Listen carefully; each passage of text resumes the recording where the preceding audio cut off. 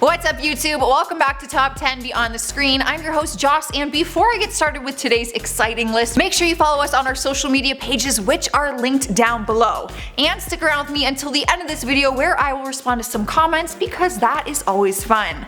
So I was one of the lucky humans that was able to catch the early VIP screening of the much anticipated Avengers Endgame movie just last night. Not only was the movie action-packed, it was also packed with a bunch of hidden Easter eggs.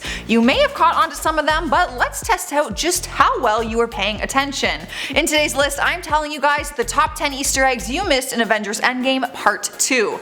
Of course, this is a huge spoiler. If you haven't seen the movie, don't watch this yet because I will pretty much ruin the whole thing for you.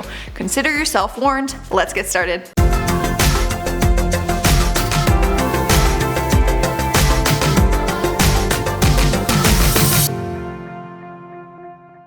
Starting off our list at number 10 is Ant-Man's helmet. During Endgame, we see multiple flashbacks that have the movie come full circle, and one of the scenes involves an appearance by the young Hank Pym. In the scene, Steve heads into Hank's lab where he intends on stealing some Pym particles in order to use them to return to the present. As the camera pans across Hank's lab and workstation, we get a glimpse of the original Ant-Man helmet, which was designed by the original Ant-Man artist Jack Kirby. It was a fun little way to see just how much Ant-Man has evolved. In at number 9 we have the Nod. At the end of the movie we see the old version of Steve sitting on a bench with his shield on the ground next to him. It's Bucky and Sam who notice him sitting there, and rather than both of them approaching, only one of them does. Some people might not have noticed the significance to the nod that Bucky gives Sam when they exchange looks with each other. It was a nod of approval. This is in reference to the fact that Bucky replaced Steve Rogers as Captain America before Sam ever did in the storyline that was played out in the 2000s.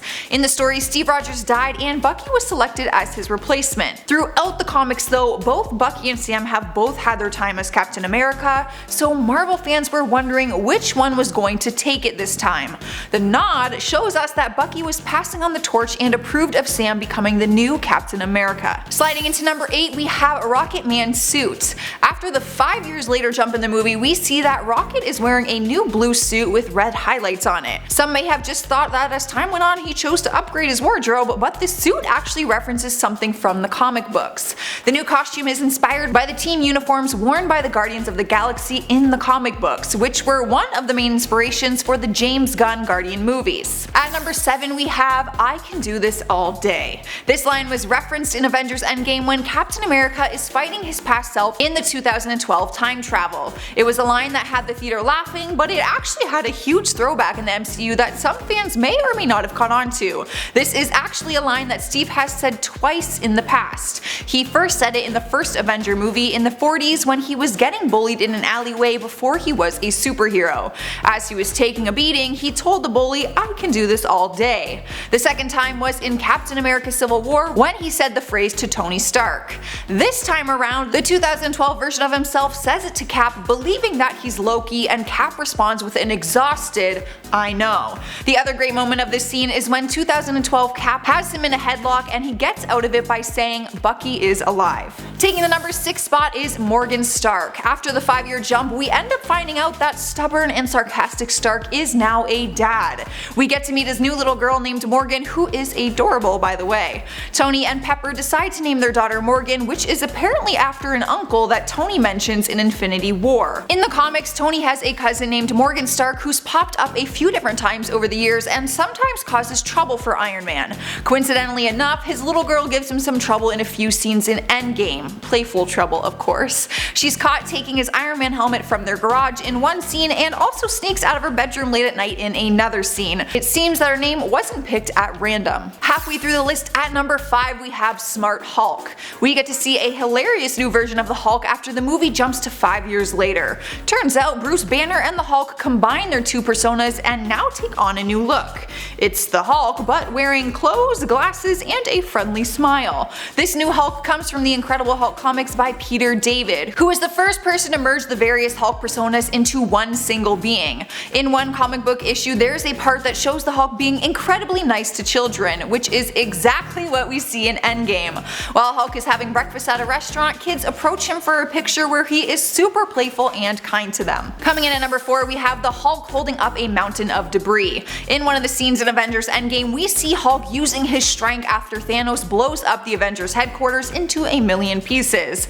We see Hulk holding up a ton of debris so his fellow Avengers don't get crushed. This part of the scene actually references the image on the classic cover of Secret Wars number 4, where Hulk is doing the same thing. Check it out. Alright guys, at number 3 we have the Roscoe name tag. During the scene in Endgame when Cap and Iron Man go back to the 1970s to retrieve the Tesseract, Steve Rogers disguises himself by wearing uniform with the name tag that says Roscoe.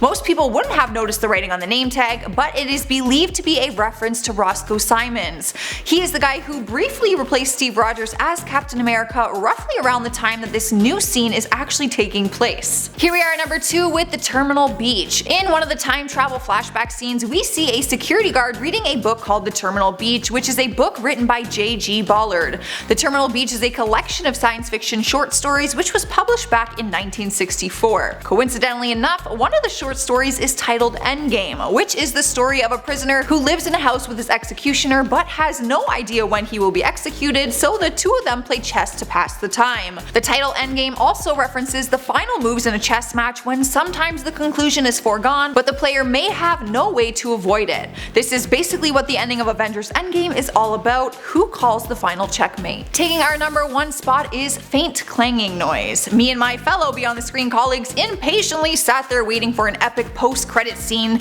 but turns out we waited around for nothing.